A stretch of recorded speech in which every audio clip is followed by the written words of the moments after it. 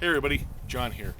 So I had kidney stones, and I want to talk about the follow-up P test that I had, and some observations about my experience. My oxalate level went from a 64 down to a 21. So I'm not a pro at what I'm saying, but what I did worked for me. First off, let's talk about this bad boy. This is a refillable mug that you can get at most gas stations. The one I have is a 32 ounce mug, and that's important because everything I've been reading says that we should be drinking 96 ounces of water every day.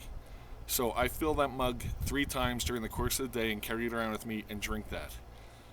And I know that you could get your little 8 ounce clear glasses that you'd like see at a restaurant or something and line those up on your counter and stuff like that. But like I said, during the course of life, I can keep this thing nearby, and I'm not wondering how many have I had today. I know 3. So there's that. Now, let me tell you about my P test and give you some thoughts about that. The doctor ordered the test.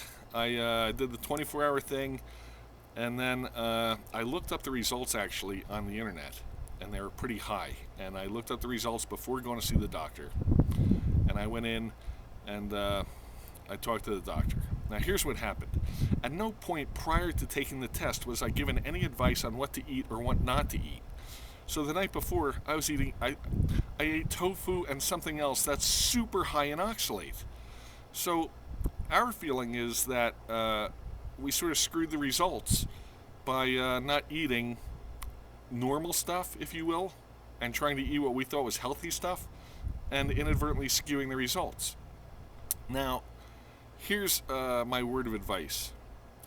What I wound up doing was I wound up discussing with the doctor how it would have been nice to have known beforehand what to or not to have eaten prior to taking the test.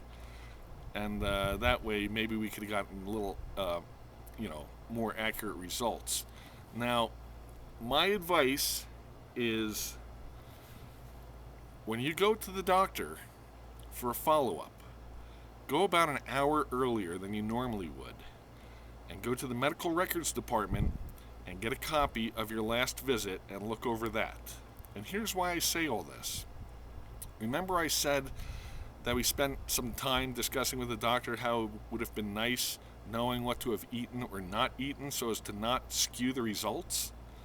Well, the write-up that the doctor subsequently put in my folder about that visit said that I showed an inordinate amount of concern regarding my dietary intake. And that's not exactly how the situation went off, in my opinion, or how I want it to be perceived. So my advice is know what the doctor said about you beforehand, and then that way, if you need to get the conversation or your diagnosis back on the right track for your follow-up visit or your future visit, you can do that. So as I said, next time we go in there, I'm going to reiterate, it's not that I'm a whack job about what I eat or don't want to eat. It's just that I need to know what I should be eating so we're not repeating this. So I've got my follow-up visit in November, which is 6 months later. It'll be a year between visits. But that's my advice. Like I said, I went from a 64 to a 21. I drink 3 of those things a day, and I haven't had any pain since. So if you have any questions, leave them in the comments. Otherwise, feel free to subscribe, and good luck with your kidney stone situation. Bye.